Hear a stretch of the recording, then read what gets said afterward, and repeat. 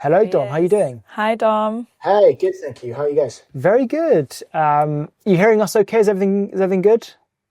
Yeah, I can hear. All good. Amazing. It's great to have you here. Thank you so much for joining us. Thanks for having me. Appreciate it. It is our absolute pleasure. So to kick off, can you just give like a quick introduction into who you are and the Startup Coalition more broadly? Yeah, sure. So I'm Dom Hallas. I've run the Startup Coalition for 8 years now, and the Startup Coalition's a lobby group here in the UK, spending all of our time trying to fix startup policy for the ecosystem. So right from super early, companies being built with one man and his dog or whatever, right up to the folks that are listing and the big names that you guys have on an awful lot of the time. And what does that mean in practice? It means talking to politicians and policymakers as well as the ecosystem folks on three main kind of buckets of things. One is talent, so immigration skills, getting people into companies basically. Second is capital, so how do we make sure that these guys have the investment they need to build amazing businesses? And then the third is the kind of regulatory environment, so either making sure the policy doesn't balls it all up, or frankly, sometimes unlocks it. That's really, really cool. I think like the big one that has been talked about a lot over the last days is immigration, right? With Trump's order to add this kind of massive fee on H-1B visas. What are your thoughts here, and how can Europe/the UK make the best and the most of this kind of shift in the US? Yeah, I mean, it's a huge opportunity, right? One of the weird things about policy is that actually, this like the old joke of like, how are you going to outrun the bear? I don't have to outrun the bear, I just have to outrun you. And the truth is actually there's a big opportunity for the UK and for the wider European ecosystems in having functional immigration policy that makes sense on a day-to-day basis in a world where things, is like, is it $100,000 a year? Maybe. Oh no, actually, no, it's $100,000 one fee. Oh no, he definitely didn't say that, even though he said it next to the president in the Oval Office. Like, it's complete chaos, right? And I think that, one of the weird things about immigration policy in particular is that for the most part, if you look at the detail of immigration policy for the kind of companies that we work with and the folks that you have on the program, like, the truth is it's pretty generous in most of Europe, like in the UK in particular. Like if you want to hire an amazing, programmer, like you can do that. For the most part, software engineering is a highly skilled profession, and most countries are delighted to have those people. The challenge has actually been in sort of two things. One is making sure the bureaucracy of the system, so the faff of getting a visa out of the British Home Office, for example, which is a complete nightmare, functions effectively and isn't a massive barrier. And the second is making sure that people know there's an opportunity there with great companies building amazing things, which is really what they care about the most. And I think that, on the former, that's kind of our job to fix, and we have to go in and plug away at the British government and, other folks in their national governments to try and improve that. But the latter, actually, in many ways, this is why the opportunity is now, is because it's for the first time in a long time, you have a lot of amazing talent that's looking at where they are today, whether they're in US companies or based in the US for other companies, and saying, maybe this isn't the place for me, and maybe I've got an opportunity somewhere else. So hopefully that opens eyes to these new opportunities and the amazing companies that are being built here. Yeah. And so, but what should we do, or the UK do, to advertise that as much as possible? Or what do you think will push people in that direction in a moment like this?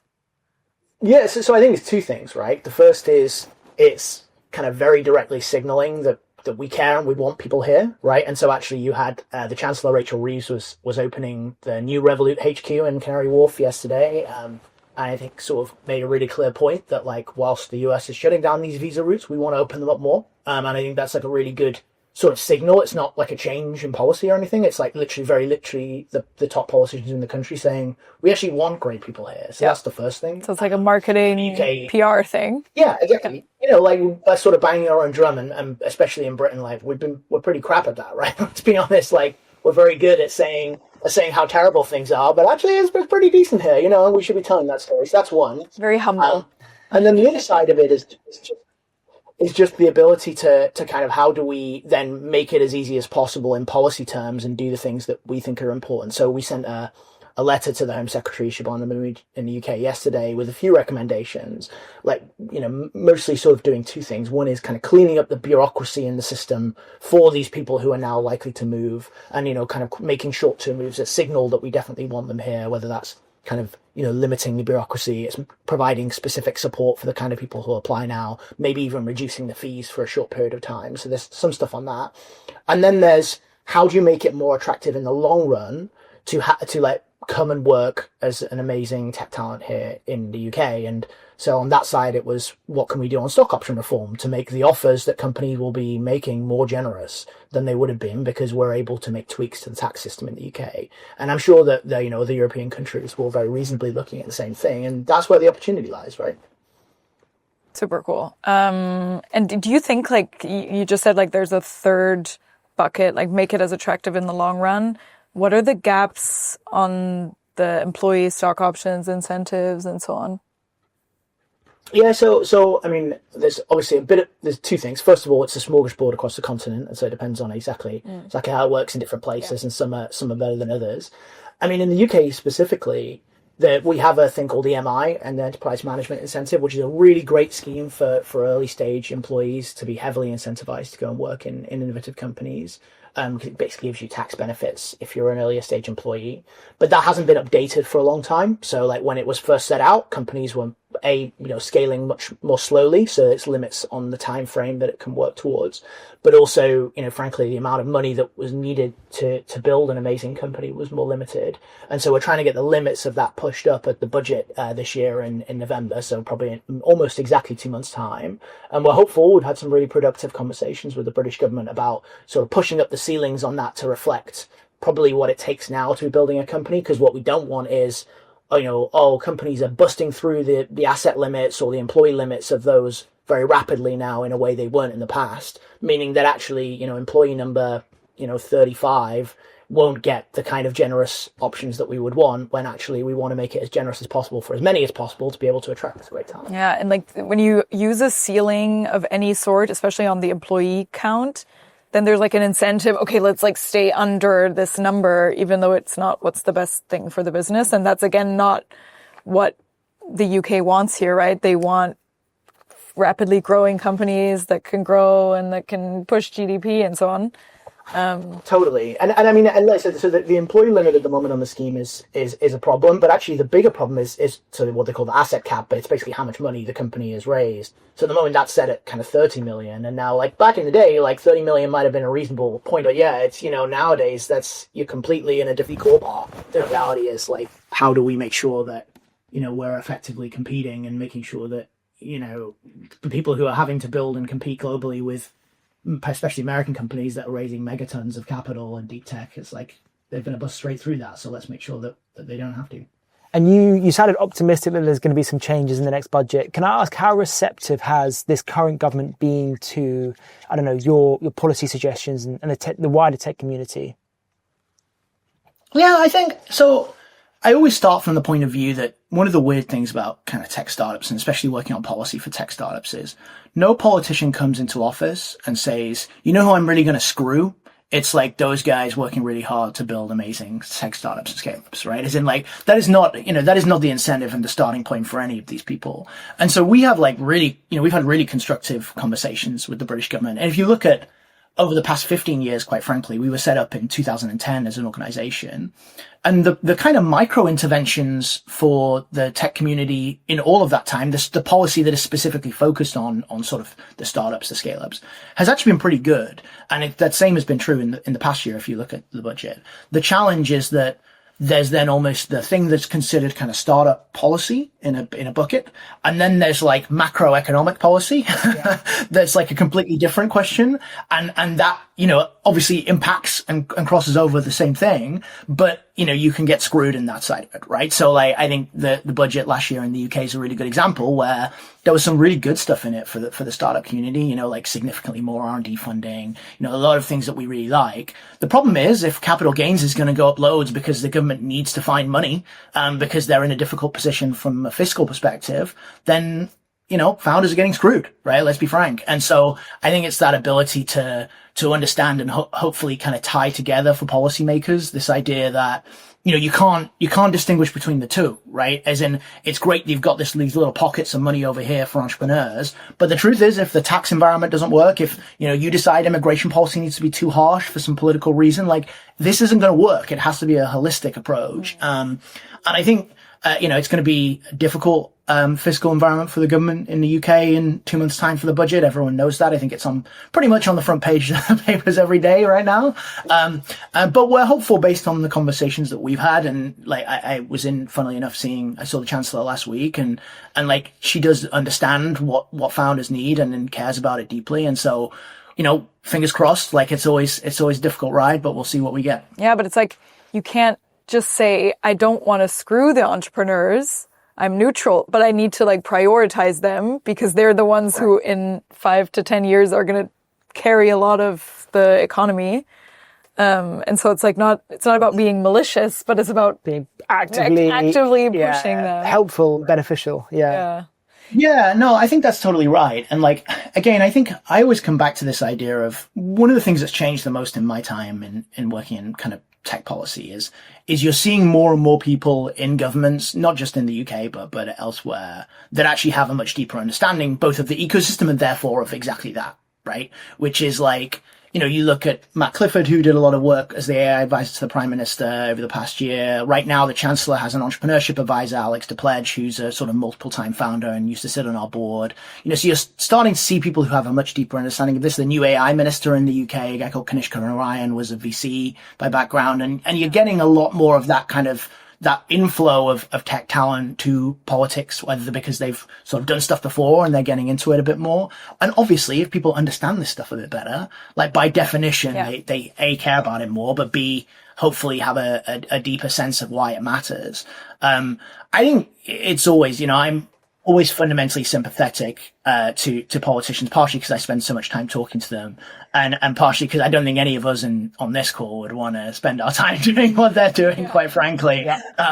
And so we kind of have to be honest about, like, these are genuinely difficult trade-offs to make. Yeah. But as you say, like, from our perspective, it's not a question of, or either or can you just make it work? It's, frankly, if you're not going to have the economy that we need in 10 years if these companies aren't able to succeed. So how do we make sure we're doing everything we possibly can to make sure they are? Yeah. Are you seeing a lot of data, and like, do you do any research or analysis around, like, are we already seeing less companies go to the US? Are we seeing it still increasing? Or what's like the thing you would measure to see whether UK startups are succeeding and staying in the UK? Yeah, it's a really interesting question. I mean, the thing that we're seeing a lot in the UK, and this is frankly more anecdata than data, but like, it is this model that's been much more effectively leveraged by Israeli companies for a long time, which is what you have is you have product and tech being built in Europe and sales and go-to-market being built in the United States. And I think this is really interesting, and I think it poses a lot of interesting questions, not just for the ecosystem, but for policymakers. So, you have this situation where actually potentially a lot of the high value jobs and a sort of value accrual can still exist in Europe, but ultimately people will naturally want to go and sell into the biggest market possible. That's what it is to build a global business, right? And the challenge, I think, so I think that's fundamentally a good thing, and we're seeing that happen more and more. The risk, I think, from a kind of European perspective and a UK perspective in particular, is that increasingly you're seeing people move earlier and earlier. And I think that actually, if we're able, the sort of success metric would be that people are building that product and tech in the UK and in Europe as a whole, and hopefully expanding across European markets, but then also expanding globally. And that, that for us is a win. The challenge is that increasingly, if you think about the kind of exit stage of a business, European, stock exchanges aren't particularly competitive, as people consistently discuss endlessly. And actually, what does it mean to retain value in European markets in the long run in a world where we don't have competitive stock exchanges, where you're not likely to list here? And we have to think a little bit more deeply about what the kind of best way for, entrepreneurs to give back is. And so I think that that's in many ways a new question. It's not something that we've had posed before. And so we start, as kind of the UK that's had a very successful stock exchange for a very long time, needs to think about it for the first time, and politicians and others are starting to grapple with that. But But I think that actually the sort of future looks still very bright. So we'll see. I mean, I think you touched on a key point there with the IPO market, because you want the capital that is generated from these companies to then also flow back into the local ecosystem. And one big issue is like kind of that there's not enough liquidity in the European system because they're all so siloed. But then capital markets are like a thing of national pride. So nobody wants to like give theirs up and all do it in Brussels or all do it in London. Do you have thoughts on how to grapple with that issue? Yeah, so I think I kind of see it as it's actually a bigger challenge even than that, like where what we have in the UK, at least, one of the big issues that we've been working on for a long time is pension fund reform to try and unlock some of the institutional capital for venture. And I know, again, this is a Europe-wide problem, but it's a UK problem in particular.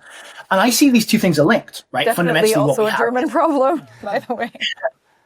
But what's fascinating to me is it's the same underlying problem that then when we talk about public exchanges, it's the same challenge, right? What we have is a small c conservative financial institutions that are unwilling or unable to understand the kind of businesses that we're talking about here. And it flows then throughout that journey.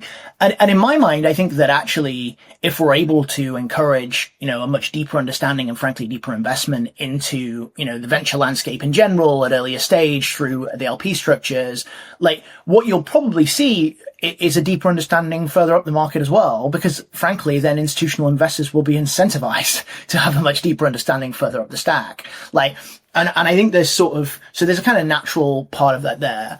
The one thing I would also say, and this is almost to your point about the kind of self-interest nation by nation on some of the kind of listings questions, is one of the things that really could potentially change this is AI, where actually, paradoxically, one of the reasons why, national governments care so deeply about their national exchange is because it's not simply the sort of prestige of having an exchange, although that definitely matters. And, everyone knows that. But if you look at, for example, the London Stock Exchange Group, I think about 8% of their business is the exchange. The reality is it's a data business with a stock exchange attached, right?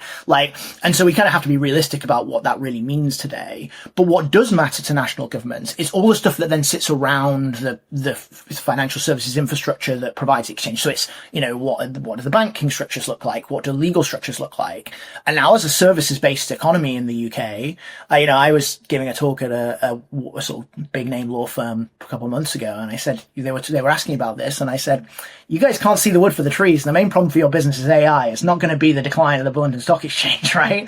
And I think the reality is there is going to be a natural shift because of that, regardless of whether or not these guys are ready, that I think then will hopefully make policymakers think a little bit differently about that kind of national vision, precisely because this is going to change anyway. So how do we make it change for the better as opposed to for the worse? Yeah, that would be the dream. Yeah. The lawmakers understand the threat of AI. Yeah.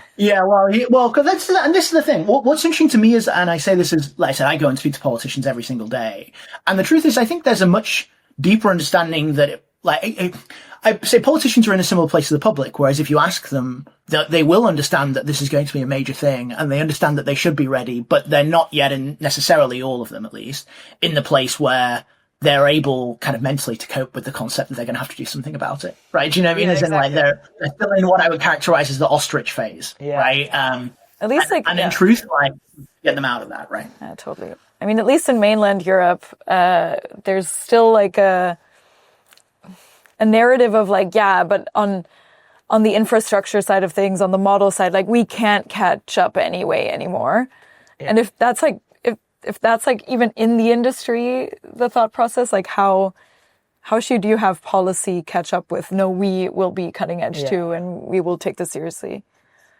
Yeah, it's interesting. I think, so I've always treated my job as much about, obviously we've got to articulate on behalf of the ecosystem, but it's to help translate between those two worlds, because I think policymakers have a certain set of levers available to them at the end of the day. They're not magicians. We have to be clear. They can't make an economy go up or down. That's not how these things work.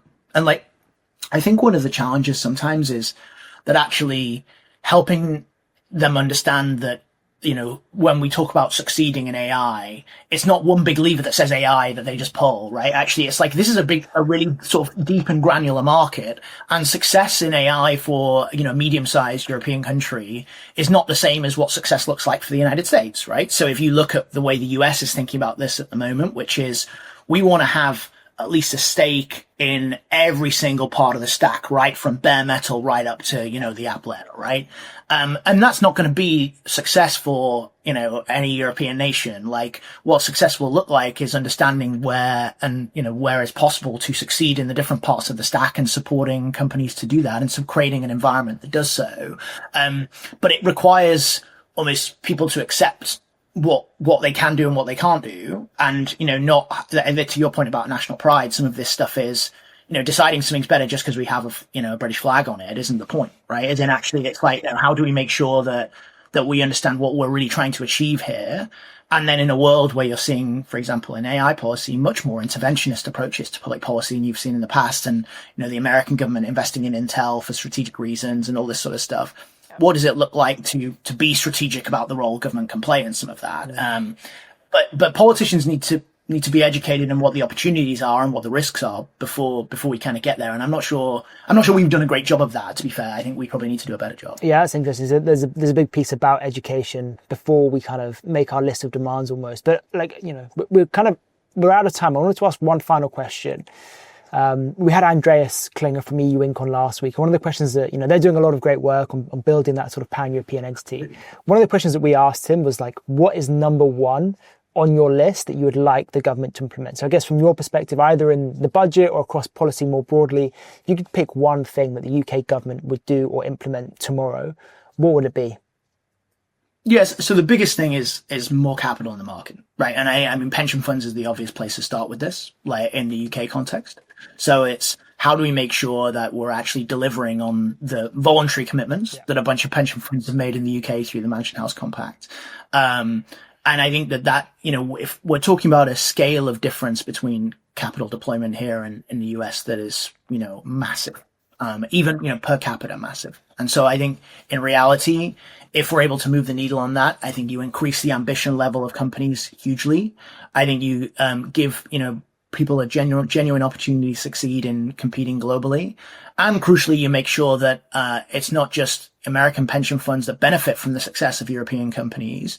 It's, my mum, right, and her pension fund. And frankly, like in the long run, not just for the success of the ecosystem, but for the kind of political buy-in and the concept that European politicians should bluntly give a shit about our companies, like the ability to have like the wider society succeed from the uplift that our companies will build is going to be absolutely critical. So that's, I think, the single thing that would be the most impactful. Amazing. Let's get it done. More capital into the market. Thank you for working on this and pushing these things forward. Important. No, it's amazing. It's with such empathy for the lawmakers, because I think the tech side can sometimes be like very pessimistic towards the government, and I think it's really great that you're sitting between the two. And especially in the UK, it's like non-stop, especially, I spend a lot of my time on LinkedIn, but it's non-stop bashing the UK government. And it doesn't matter what side you're on, what side the government's on. It's just like always they're doing a terrible job. So it's not an easy job you've got, I can imagine. But Dom, thank you so much for joining us. Thank you, Dom. No, thanks very much for having me. Appreciate it. Cheers, guys.